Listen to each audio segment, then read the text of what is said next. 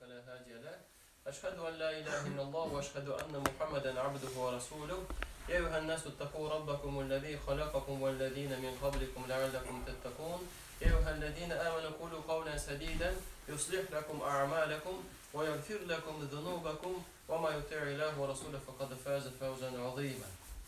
Allah subhanahu wa ta'ala Kur'an-ı Kerim'de bize haber verir. Euzu billahi mineşşeytanirracim. Ve ma bikum min ni'metin feminallah. Sizge nindigine nimet gelse de barısı da Allah'tan. 16. sure 55. ayet. Nindigine nimet bizde bulmasın. Aşağı uşu, basu, toru, yiru, hatta utoru, iptaşların var, tuanların var, balan var, anıkların var.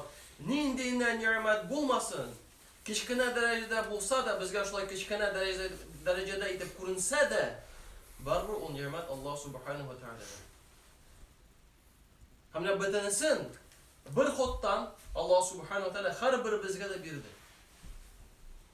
Hem Allah subhanahu wa ta'ala anday nimetler birgeç biz elbette şükrana kılırga çiyiz biz anarga. Hem bire biz şükrana nişi kılına Allah subhanahu wa ta'ala birgen nimetine biz ul ruhsat etken şekilde işletsek ul Allah subhanahu wa ta'ala karata şükrana bulaşak.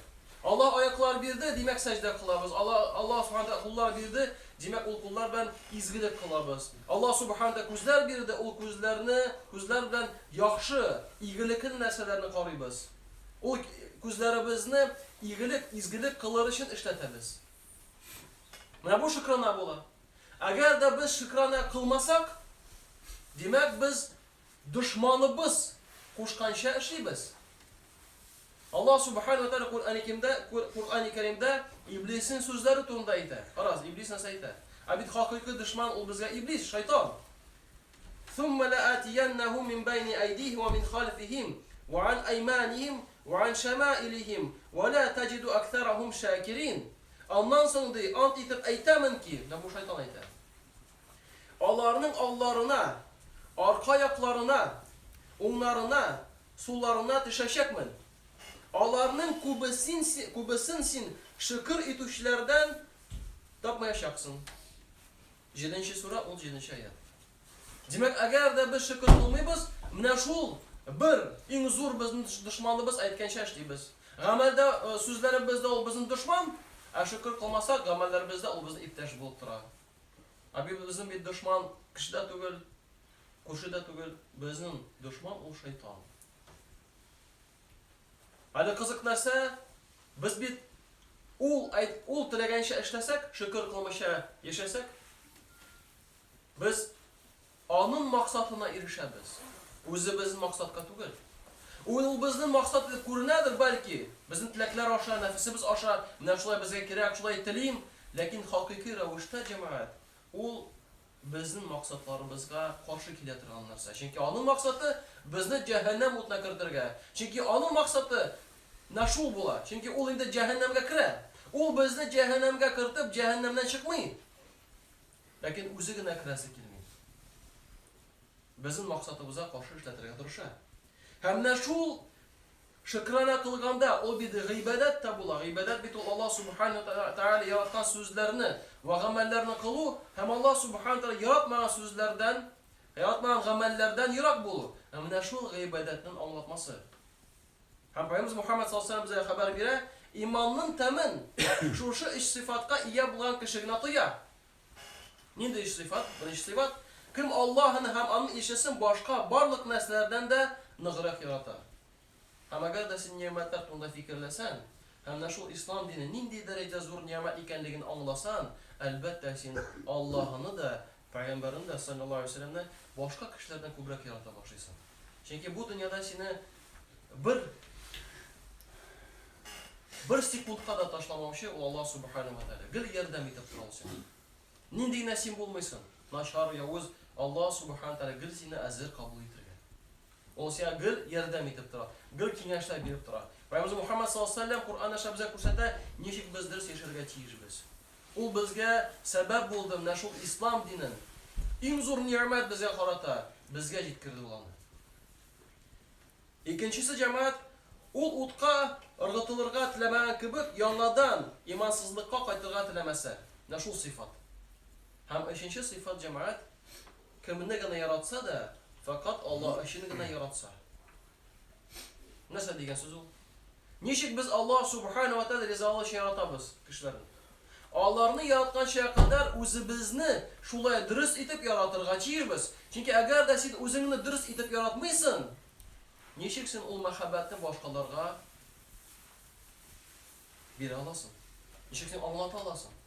Bir de eğer de sen özünü neşul dünya işine yaratasın, demek o dürüst muhabbet değil. Eğer de sen özünü onunla, balağını, bu dünya işini yaratasın, o hakiki dürüst muhabbet değil. O bu dünya bilen şiklengen muhabbet. Abid bu dünya 60-70 yıl buna. Kıyamet gün tügene bula 50.000 yıl. O tüge dünya işini yaratmışsın mı için? Tüge dünya işin üzerine, balağını, ınıklarını yaratmışsın mı için? Üzerine yaratmışsın mı için? Bu dünyada bitsin matur ileride, yaşam aşağıda yiyirsin ki de. Tüge dünyada matur hep yaşaysa, kelime deyip uylusun mu? Gelir. Lakin kiri kaytıp bir nerse özgürtüp bulmayın. Şu an bugün günde vakit var iken, tırış. Allah koşkan şey yaşa. Kişilere karama. Kişilerde gayipleri bulurga mümkün. Her bir kişi bit öz için cevap bire. Bu bulay tegele bulay deyip dinden yırak bulma. Çünkü her bir kişi özü için cevap bireşe. Kaygırma. Sen özün için cevap biresin. Sen Allah telalında öte, Allah koşkanlar. Başkalar özler için cevap verirler. Kaygırma sen anı. Şu an cemaat eğer de biz özümüzden başlasak, özümüzden dürüst yaratsak, başkalarına da bu muhabbetini anlatamamız. Allah'a da belki eriştirip bulur Allah bilse. Hem de şu usulda bizge ihsan degen sıfat yerdem etip durar. Nesası ol ihsan degende ol cemaat. Sen Allah subhanahu wa ta'ala kurgan şekilli gıybedet kılı. Ya ise sen Allah'ını kurmasan Allah subhanahu wa ta'ala kaydağına sen bulmaysan seni gül kurup durar. Mine şulay itir bu gıybedet kılı. Şulay din yaşa konuda, vaazda da, özünü turulda alıp barganda da Allah yardımı bilen Allah'dan sırap. Unutma. Ya sen Allah'ını kurgan şekilde ibadet kıl. Ne şekilde olay? Biz Allah'ını kurganı yok. Buna biz kınsayan orama aşağımız. Küp metapır biz kuzumuzni başımızı ko'tarib iska quyoshni qaraymiz. Qay bo'lishaqda da bir tapqada qolmaymiz. Lekin agarda bizdan so'rasalar, quyosh bormi? O'tni ko'rgach, albatta bor deb aytamiz. Bu dunyoda bet yulduzlar bo'lsinmi, oyoq bo'lsinmi, bütün ne'matlar butunsi. Allar bet Allah borlig'ini dalil. Shunga ko'ra biz Allohni ko'rmasak-da ishonib bo'ladi.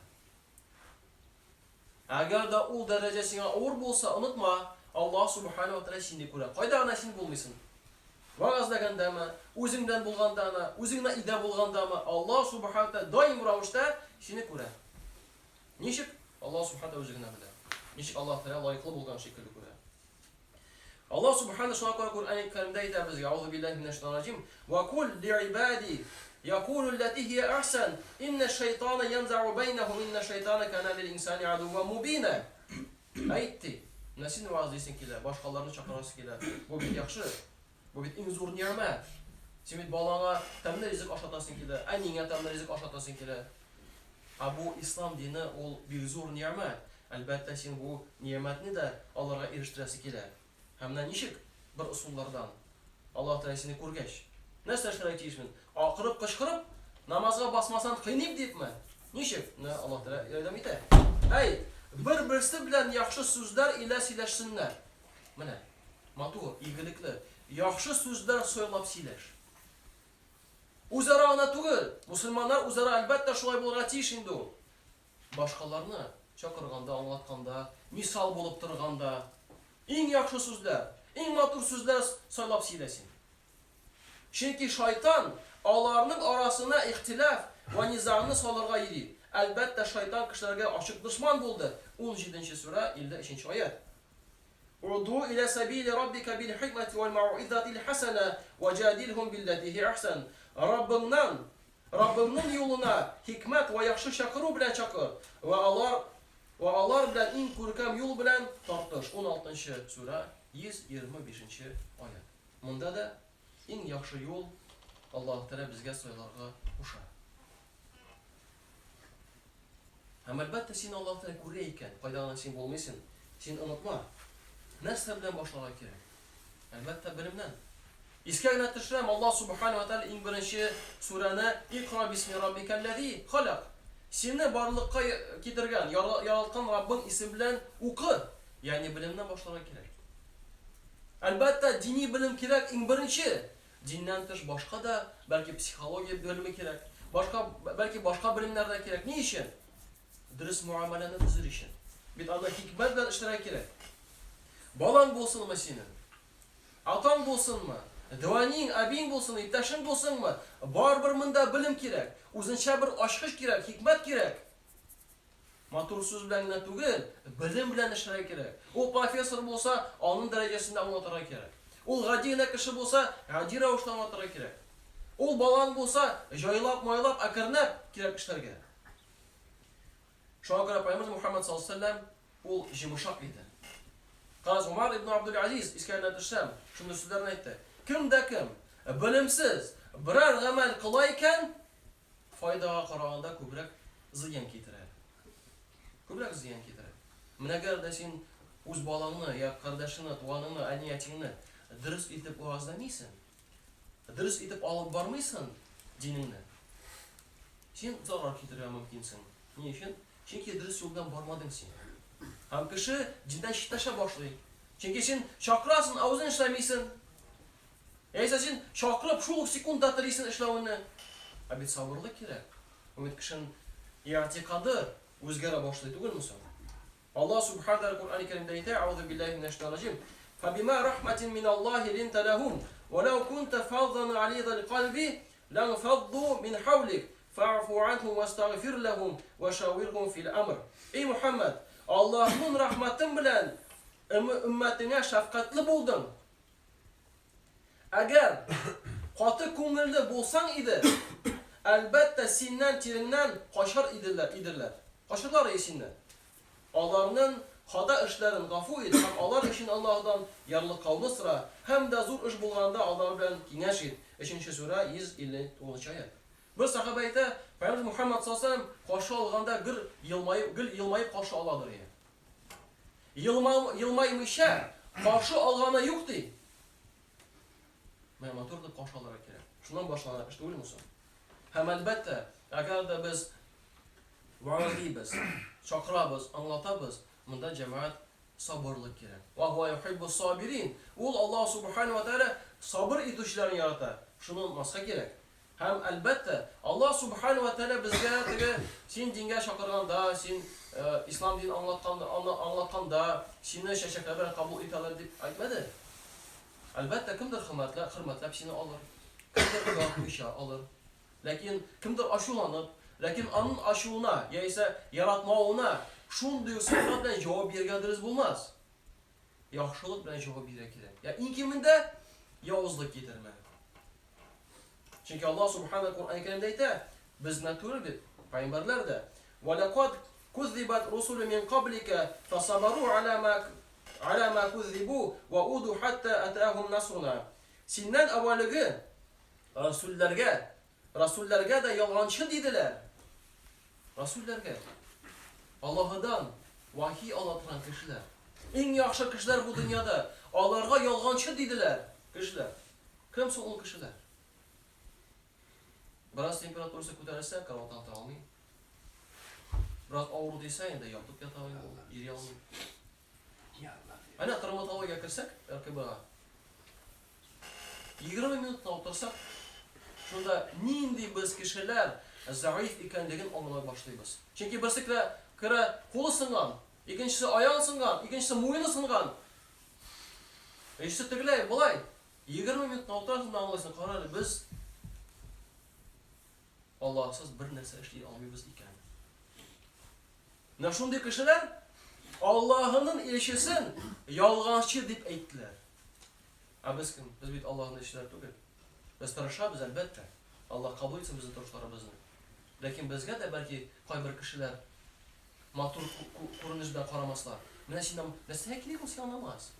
Ey, yolg'on kelgan bo'ldi, narsa sen yolg'on kelgan. Sen bit arigash, bar diskoteka jir, shishinib jir deb aytuvchilar ko'p bit. Çünkü senin dinine tartılığın bit yaratmıyorlar belki. Neyse, biz Allah'ın biraz hasıtlıkları vardır. Kın neşelerdir belki, bileyim. Türlü sebepler aşağı. Şu an cemaat Allah Subhanahu Kur'an-ı Kerim'de ise "Vasbir", haraz maturidet ise "Ve sabruka illa billah ve la tahzan aleyhim ve la teku fi dayqin mimma yemkurun." Haraz öyle. Sabır et. Hem de kilise aytgan sözlerden biz bir narsa ko'proq tiliymiz mi? Qaras.